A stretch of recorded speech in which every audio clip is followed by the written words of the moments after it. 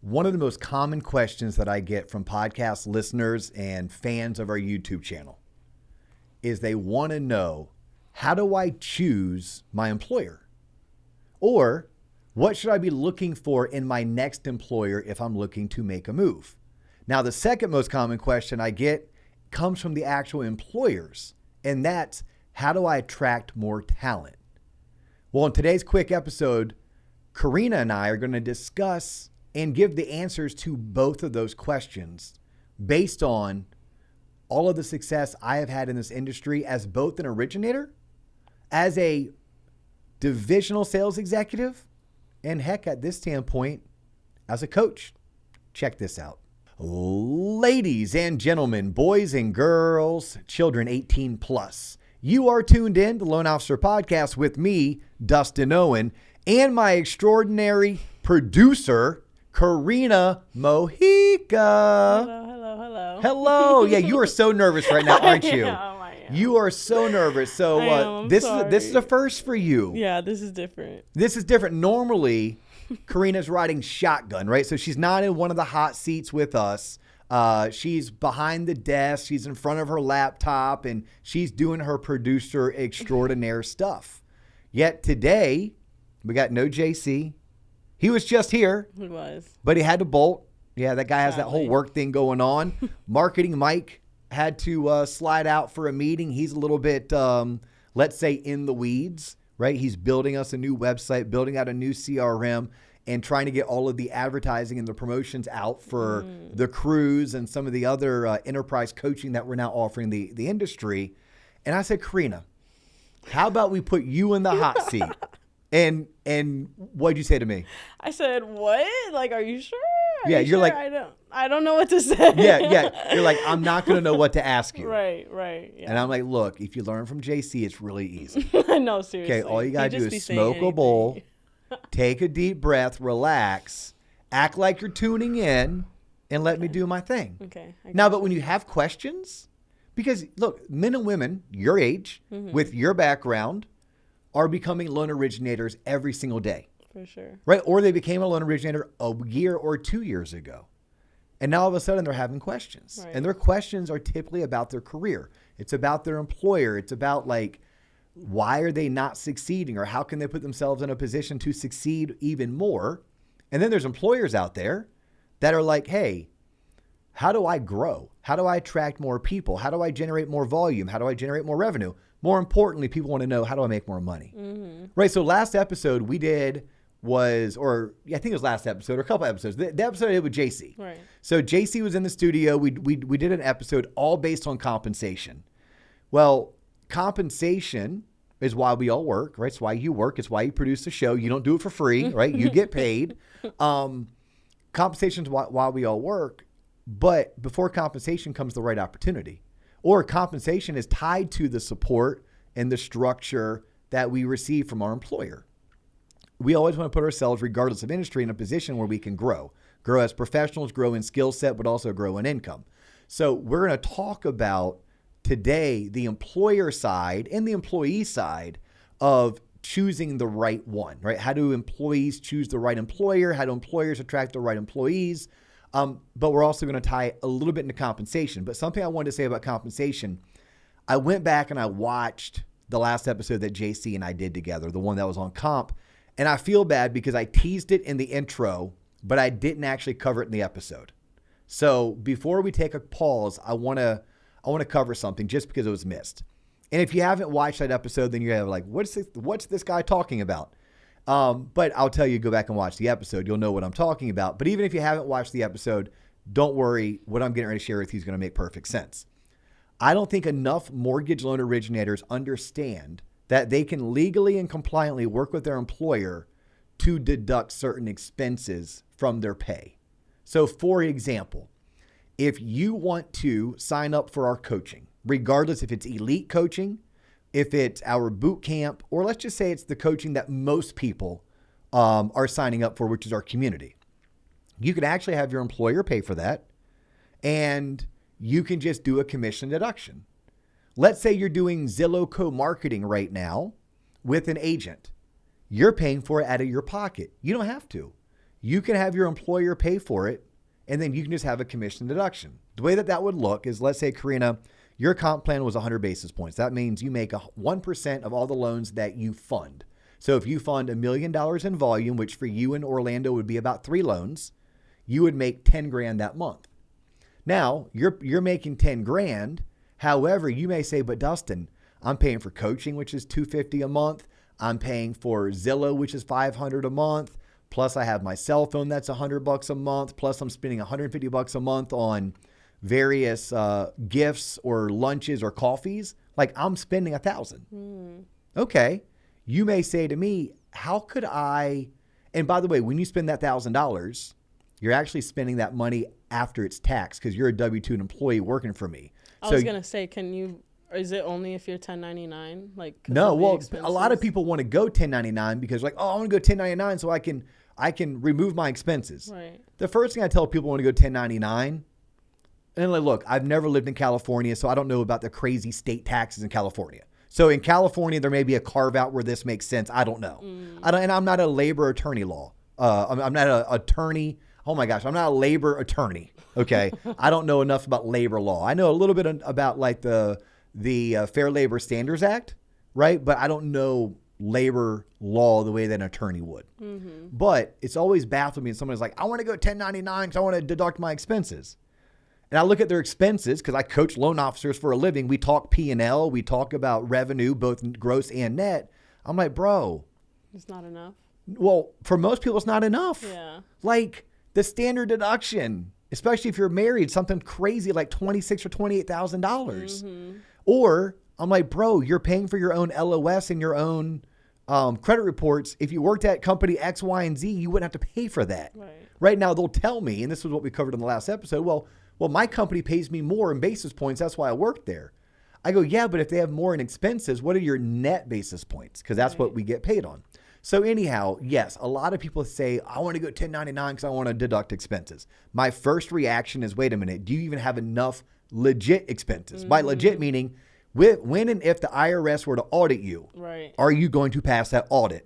Or are you committing some tax tricks? Some tax fraud. Let's call it what it is, tax fraud.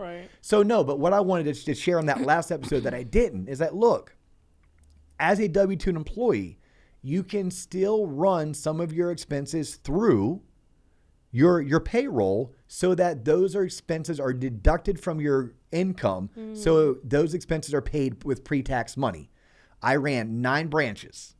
I myself did this for my own commission, where I was running $2,000 a month for Zillow co-marketing. I was doing $1,000 a month for coaching, right? I had $1,000 a month that was going towards my LOA that I helped pay for. And I had another $1,000 of just basically miscellaneous money I spend on lunches, dinners, drinks. Yeah, that's a lot. Right. So I was having my employer, let's say my comp plan was this. I made 125 basis points on my total volume. I made a 10 basis point override on my entire region, right? So, I mean, that in some months could be $50,000 to $70,000 in income. But before they paid me, I said, but I want you to commission deduct me $5,000 a month. So that way the branch paid for my Zillow, the branch paid for all of my LOA. The branch allowed me to submit $1,000 a month in true expenses, lunches, happy hours, gifts. And the branch also paid for my coaching. Now, was the branch paying for it? No. The branch was holding that money back. I was earning less, but that was fine because that was lowering my taxable income. So you don't have to be 1099 to do that. I really wanted to get that point across on the episode that we recently did on compensation. I just didn't get a chance to. This episode is not about that. This episode is truly how to choose your own employer, or how to choose the right employer, as well as how to attract talent if you are an employer. So let's do this because I know we have to pay some bills. We're going to take a quick pause so we can hear from today's show sponsor. And then when I come back, Karina and I are going to spend 20 minutes doing a deep dive on both those topics. You ready for this? I am. Cool. Check this out. Y'all, something big is happening at Lower Mortgage. And if you're paying attention to this industry, you've probably noticed. In just the last month alone, Lower has added some serious horsepower. We're talking top producers representing over $350 million in volume. These aren't rookies kicking tires. These are heavy hitters who've done their homework and made the move. That should tell you something. On top of that, Lower just acquired Movoto, a top 5 real estate portal with over 150 visitors just last year. Before that, they brought in Neat Labs, and now they're launching Lower OS, a next-gen mortgage platform that's cutting loan delivery times down to 10 days. This isn't a company standing still. Lower doubled their volume last year, and they're projecting another 40 to 50% growth this year. The best in the business are taking notice, and they're voting with their feet. Here's the reality. The companies that are going to win in this market are the ones investing in technology, building real infrastructure, and competing at scale. Lower is doing all of that. They're going head to head with the Rockets of the world, and they're built for originators, not against them. If you're a producer who wants to be a part of something that's actually going somewhere, not just surviving, but growing, this is the moment. Lower Mortgage, the momentum is real. All right, so we're back. Where would you like me to start? You get to pick, ladies' choice. Do you want me to start with how to choose your own employer? I kind of saying your own employer. How to choose the right employer, Right. or how to attract the right associates? I would say start with how to attract the right associates, and Okay. then end it with And end it. You want to tease the people. Right. Yeah, Right. you know, as a producer, we have way more people that work for other people than people that run their own Right. shop, right? So we're going Correct. to tease them a little bit. Okay. Maybe somewhere along the way, Save we'll it. plug the Pilaf Unite event, the Caribbean Takeover Yes, event. For sure. Are you going to come? For sure. Oh, definitely. You'll be there. Duh. Oh, wow. Duh. Okay. Need All to right. go. Yeah, you'll be there. Yeah, we'll talk about it in a little bit. But if y'all don't know, TLOP, us, we are throwing our industry's coolest event ever done in 20 years. It's a cruise to the Bahamas in September. It's going to be one of the best experiences ever. And we'll talk about it in a little bit, but not for right now. All right. So starting with the employers. Correct. The very first thing that if you are being coached by me and you are a producing manager, a division, or even a company owner, the very first thing I would ask you, why would someone work for you? Not your company, for you, right? Assuming you are their direct report, you are their leader, you are their mentor. Mm-hmm. What do you do to earn the money that you're going to make? Right. If you want to see me get pissed off, I double dog dare you to use a word like rip. Oh, I'm going to rip off of that person, or my downline. Like, what is this? Multi-level marketing Ponzi scheme Bernie Madoff? Like, I want to know, what are you going to do to earn the money that the company is going to pay you, or earn the money that you're going to keep because you're supporting this person? Now, if you're the company owner, you may be like, bro, I do this in compliance, this in accounting, this in IT. I have the investor relations. I negotiate the best wholesale rates, and you're using my license. And that alone is worth X. Right. It could be worth $995 a file. It could be worth 25 basis points. It could be worth 11% of what you earn, whatever the case may be. I first would tell you, what do you do to earn your money? After we do that exercise, the second thing I'm going to do is I'm going to say, who's your ideal loan originator? We don't need to hire everybody. When I coach loan officers, I tell them you don't have to work with every realtor. In fact, you don't have to work with every borrower. Some people have earned 3 minutes of our time. Some people have earned 3 hours of our time. Okay, so who's your ideal loan officer? So first we decide, why would someone want to work for you? Then it would be, who's your ideal loan officer? And then it's like, what are you going to do continuously to attract them and retain them? To me, that's what's your sales culture, right? And by the way, for some people, their sales culture is, we offer the lowest rates and the highest comp. Our ideal originator is someone who is resourceful, someone who is driven, someone who does not need support, and they will go out and find and pay for any support that they need. And we give them that opportunity because we have the cheapest rates and the highest comp. Okay, so cool. Your avatar is someone who wants to be a renegade, who wants to go rogue, who wants to do it by themselves. And all they need are the bare necessities not to drown. the bare necessities to do what they need to do. And in return, you're going to give them the cheapest rates and the highest comp. Others are like, look, I need to go work somewhere where I don't reinvent the wheel. So if you're the employer and you offer that turnkey, I call it cookie cutter type environment, your right LO says, Karina, these are the 3 things I want to do. I want to generate leads by networking and building relationships. I want to consult the most amount of borrowers. And then I want to app lock, disclose, and be done. Right? That's all they do. They market, they consult, and they do the bare minimum on the loans. Mm-hmm. I want it to be assembly line. I want it to be smooth. I want it to be a well-oiled machine. And I want to generate the most leads, to close the most loans, to fund the most volume, because the game that I'm playing is all about how I can make the most money per year doing what I love to do, doing what I'm good at, and I understand the long game. And the long game is this. Every loan I do allows me to get that much sharper, that much more skilled, that much quicker, that much better. Every loan that I do is going to introduce me to a listing agent. Every loan that I do is going to be a new past client that goes in my database. Every loan that I do, I get an opportunity to ask that borrower for 2 more referrals, and I meet a new listing agent who I can cross-sell and maybe turn them into a referral source. If I'm really good, every loan that I do can introduce me to a CPA and a financial advisor who I now network with, try to bring value to generate more leads. By the way, the men and women who make millions of dollars per year, this is the environment they work in. Like, I study this for a living. But if I'm an employer, I need to ask myself, why would someone work for me? It's going to be something to do with your culture and how you support people. In some aspects, it's like I give minimal support besides the bare necessities. But in return, they get cheap rates and they get high comp. Right. In others, it's like, I am done for you. I am turnkey. And when you work here, you only have to do those 3 things really well. And my system, my processes, and my team that I have in place, they handle the rest. And then there's the people who are in the middle, right? Where they're like, well, I'm not full service, all in, boutique, elite like this person, but I'm also not the bare necessity this person. Right. And then it's like, okay, well, what do you do well?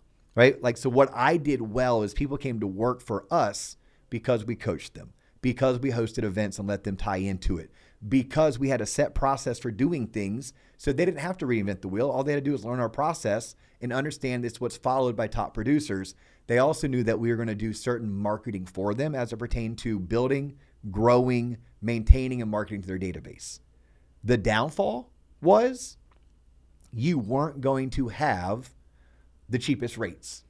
The downfall was we weren't going to provide you leads, right? Some people, if you're looking, if you provide leads to your originators, then you're going to be looking for originators who want leads provided for them and actually know how to work those leads, right? So for us, you knew you weren't going to get the best rates and you knew we weren't going to provide you leads, right? We weren't doing that for you. I have other friends of mine in the industry. They do an amazing job of actually, and so this is for the business operators, the branch managers, the divisionals, the company owners.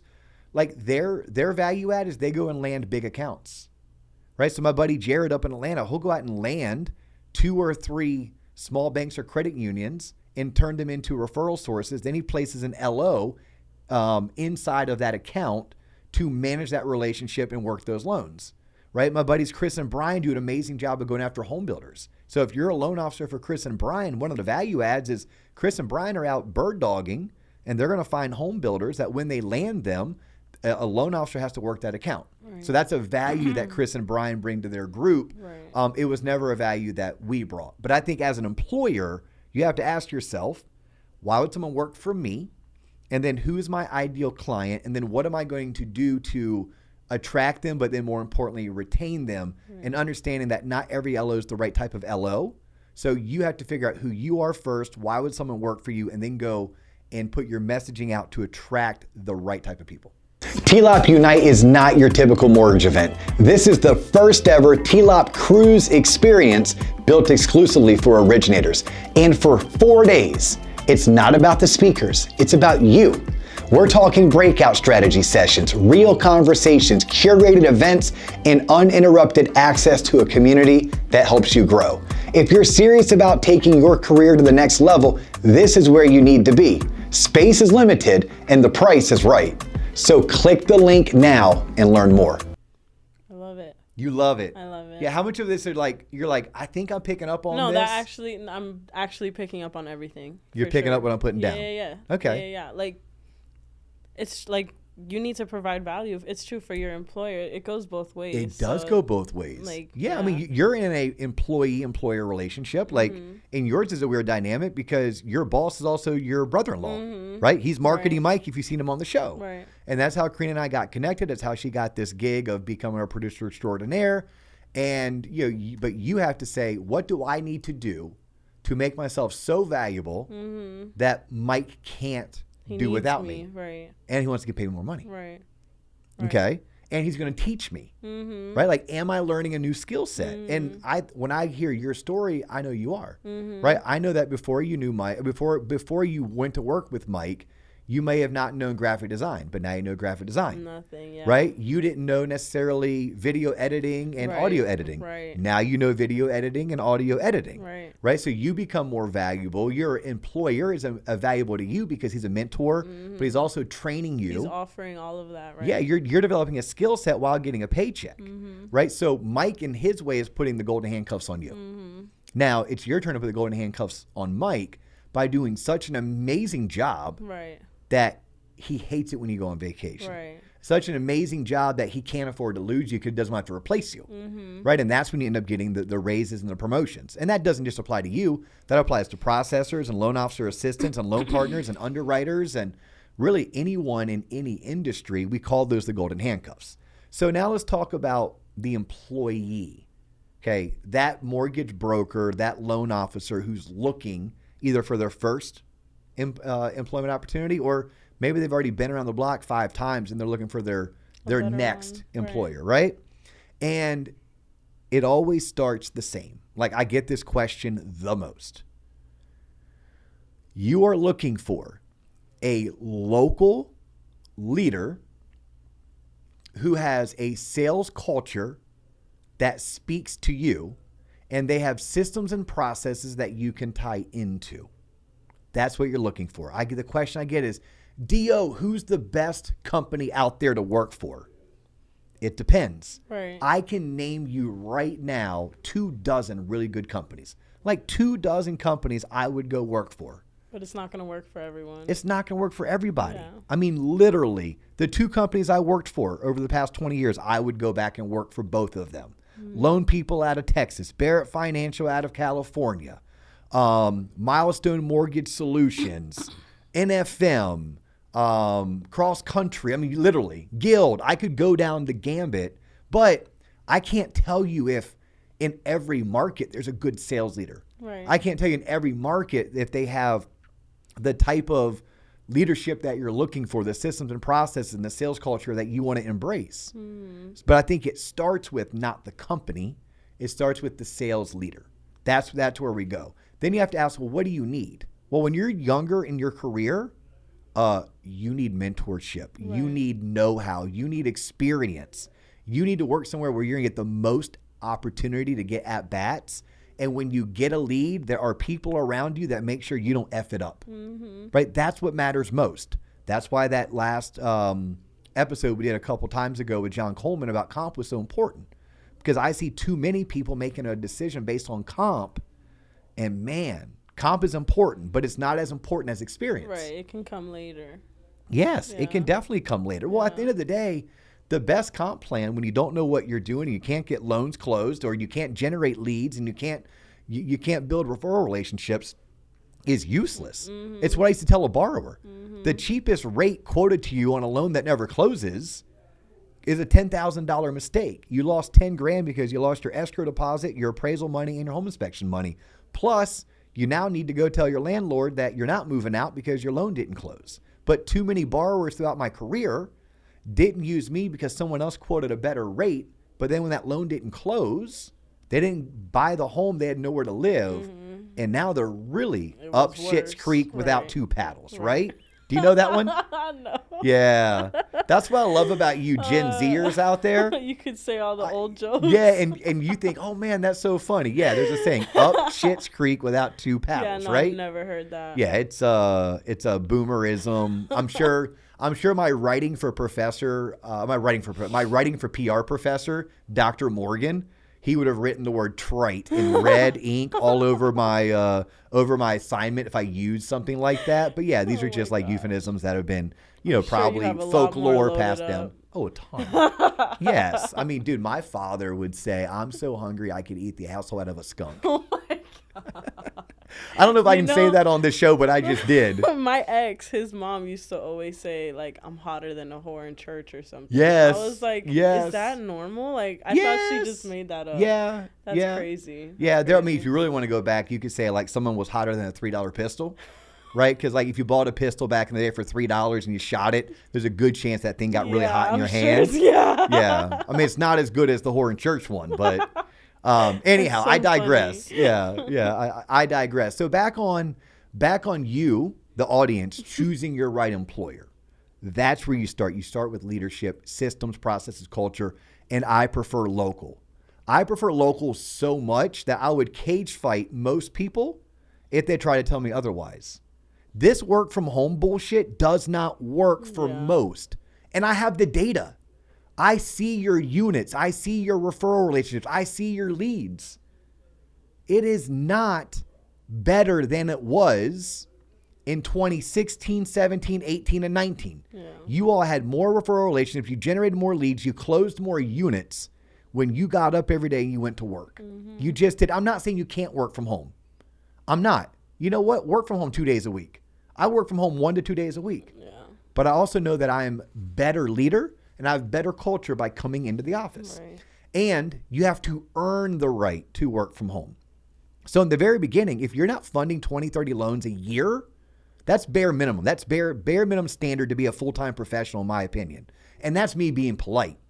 Back in the day, it was 36 to 40. And back in the day, it was like everywhere up until like 2022. I'm being nice to y'all right now because I know the market's been a little bit tough. I know that home buyers aren't out there like beating down your doors, begging you for loans, okay? So I'm going to say 20 to 30. If you're not funding 20 to 30 loans per year, your ass better be with a local leader where you can go into the office at least 3 days a week because iron sharpens iron. That is what you're looking for. That community. Who's your tribe? Who are your people? Go be around them. You earn the right to work from home. You earn the right to not need local leadership. But that typically takes somebody who is seasoned, somebody who has funded 100 plus loans in their career, somebody who's already been coached by some of the best in the industry. They have their own systems, their own processes. They probably have already built a team. And more specifically, they are coached on leadership. They're reading books like Traction by Gino Wickman, right? They know who Dan Martell is, and they've purchased and read his book, Buy Back My Time. Actually, Buy Back Your Time is, I think, the name of the book. But like those type of people have earned the right to be able to work from home. And I will tell you still, those types of people are not still the best version of themselves when I compare them to 2016, 17, 18, and 19. I just know that I'm probably going to die on that battlefield and I'm not going to win that war. But I'm going to preach as loud as I can preach from the... It's so true. There's no way like you're working at your full potential at home, like compared to being in an office and just around other people. So it's not the same. Yeah, no. It's that intangible. There's it's that gut. It's the osmosis. It's the just being around other people, what it does for you. But again, that's not as much that. So let's talk more about the employee looking to make the next move. Obviously, if you're working in an environment where you can't operate at scale, it's time to make a move because you have to be able to operate at scale. This is a profession where assembly lines still matter. Now, it's not a mechanical assembly line like you see at like, a car factory or a bottle, what's it called? Like a bottle dispensary, like where they're bottling Coke, bottling water, bottling beer, right? You watch those assembly lines work, but there's still a process that needs to be in place. If you can't operate at scale, if you're trying to wear 10 hats, like that's not how this world operates. Like you can't be a jack of all trades. You need to be great at the 3 things that you need to do or the 5 things that you need to do. So you're looking for an environment that lets you focus on those 5 things.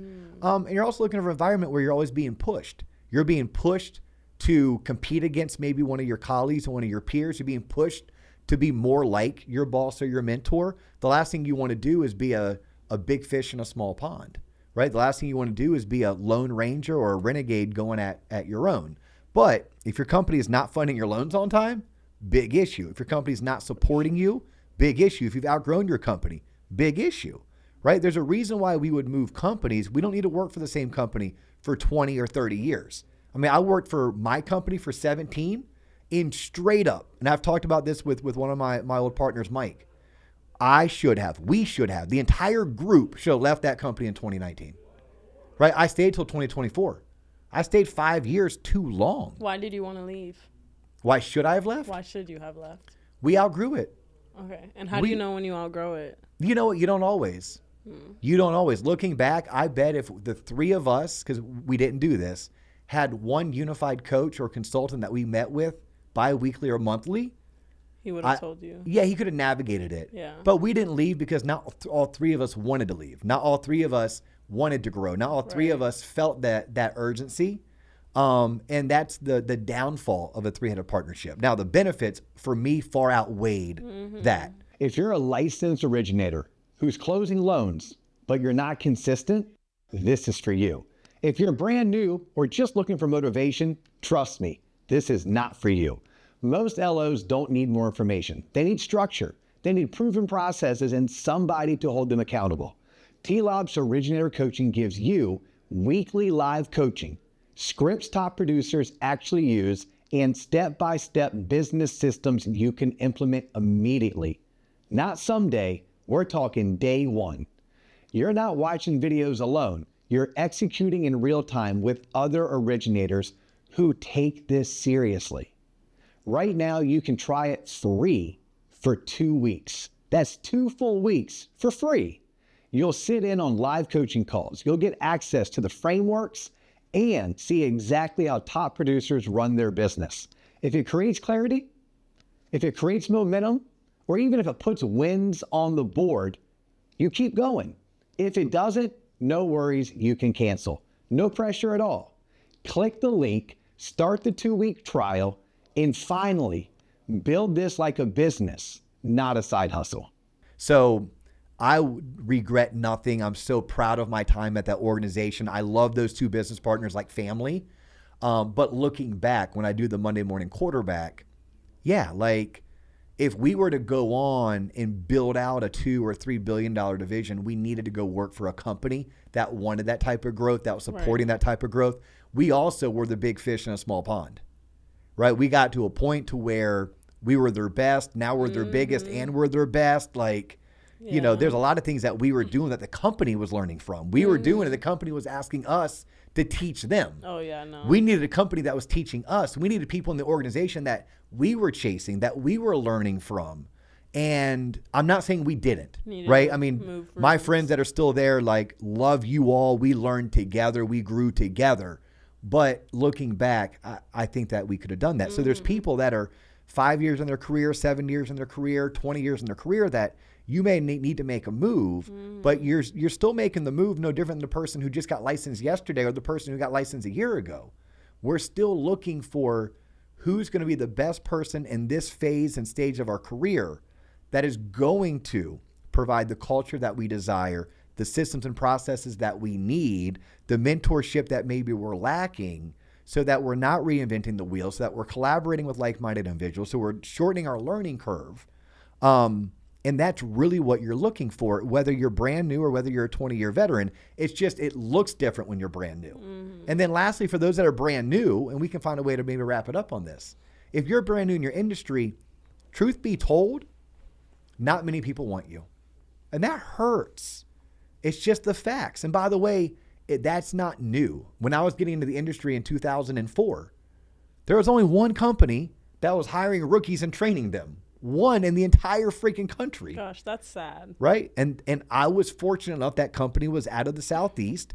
I was fortunate enough that I worked with a guy who knew a guy whose brother worked at that company. That's how I got into the mortgage industry. That's why I tell people the job you want won't be found on Indeed. It won't be found on LinkedIn. It's through someone you know. I had lunch purposefully with a ex-colleague who had already left and was doing something else. And I told him, I'm looking to leave and do something else. At the time, we were selling TV advertising. And I said, I'm looking at these types of opportunities, life insurance sales, financial advisor, account executive, or a loan originator. I said, but man, it's impossible to try to get someone to meet with me. He said, well, I know a guy at Exit Realty who actually has their son is a top producer at Home Bank. And Home Bank has a training program. You want me to put you in contact with him? I did. I call that guy. That guy puts me in contact with their recruiter. Their recruiter then schedules an interview. After that, I had to go out there and shine, right? But if you're brand new or you're just getting licensed, please know there aren't many. And those that do, they cherry pick. Right. I have hired 40 plus rookies into this industry, maybe even 50. Not once did I market it. Not once did I advertise it. Not once did I post it on LinkedIn or Indeed. Every single one of those opportunities came from someone I knew, either a personal friend, it came from a realtor who referred my firm business, or it came from an LO already within our ecosystem who referred us someone that they knew. Okay. And I had a badass training program. Now that training program I now offer, and you can buy it. Like you can come, we call it Launch or Originator Launch. If you're a young, hungry, aggressive originator, you want to become the next top producer, you should go to our website, tloponline.com, and you should inquire about that launch program. It has turned non-producers into top producers. Over 48 times throughout my career have I been able to do this. If you're an entire company who has 20 or 30 originators that you want to see go through this 6-month program, reach out to me personally. I would love to talk to you about the enterprise edition of this launch bootcamp, right? But when you're getting started, you have to know in the beginning, you may just have to go with whatever opportunity is out there. It may check only one box, which is yes, they're willing to hire me. Like they might not have the support or the structure. It may force you to be resourceful. It may force you to figure it out on your own. And you're going to have to do that for 6, 9, or 12 months, gain some traction, gain a little bit of experience. Then the better opportunities will be willing to talk to you. That's a cold, hard truth that not many people will tell you about. It's a dog eat dog out world out there, and you got to advocate for yourself. You have to fight for what you want. You have to network for the best opportunities. And when you're just getting started, not many people want to look your way, at least the better people. But once you've survived your first year, you've funded some loans, there's less wetness behind your ears, less stink off your newness. Then all of a sudden you can afford the opportunity to go find better mentorship, better systems, better processes, better culture, local leadership that you can thrive in. I love it. Yeah, I love it too. That was good. Let's talk real quick about the cruise. What excites you most? What excites you most? Honestly, just the whole thing. I can't even pick a part, like just podcasting on a whole cruise. It's going to be so different and just getting B-roll of everything and just. Yeah, we're going to document the shit out of this. Yeah, exactly. Just vlogging everything. Yeah, really. vlogging. I like that word. Y'all listen, we only have 100 cabins. This thing will get sold out because there's only 100 cabins. We are using our megaphone and our influence to get the FOMO kicked up. I'm 20 years in this game. I've been to 100 plus events. Not one has been on a cruise ship. Not one was going to the Bahamas, doing a private party on the island. We are focused on the people, not the speakers. Yeah. Yes, we will have a one-day sales conference. Yes, I'll be coaching. Yes, we will be podcasting from the event. Yes, you'll be a part of all of that.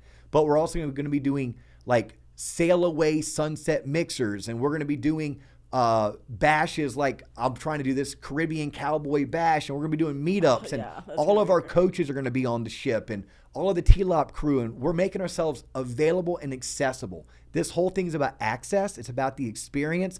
It's something the mortgage industry has never done before, and more importantly, it's super affordable. So if you're a branch manager, bring your team. If you're a divisional, bring some recruits. If you're a solo person, bring a friend, bring a spouse, but you can get on this cruise if you're willing to share a room with a buddy for like $600. Like that includes your food, plus all of the events are going to be covered by TLOP and all of our sponsors. So go to our website. It's tloponline.com. The event's called Pilaf Unite. We have a whole entire page on the website dedicated to this event. If you're serious about wanting to go, you got to start preparing and planning now because it will sell out. She's Karina Mojica. I'm Dustin Owen. You've just tuned in to the Loan Officer Podcast. Look, y'all, we love doing this. We just hit 30,000 subscribers on YouTube. We're on our way to 50,000, but we only do so by you all doing two things. Make sure you're going to YouTube and subscribing, even if that means you listen on Spotify or Apple. Don't care. Appreciate you. Still go to YouTube, click subscribe. Share this episode with anybody that you think would gain value, and make sure others know about all of the content that we offer, the newsletter that I write, the coaching programs that we now offer to individual originators as well as entire organizations.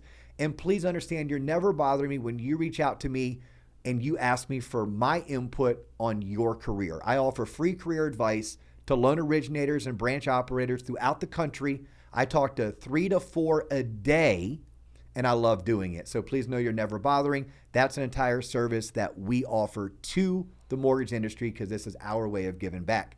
We appreciate you stopping by and for tuning in. That's all the time we have for you today, but we do look forward to catching you on the next episode. Peace.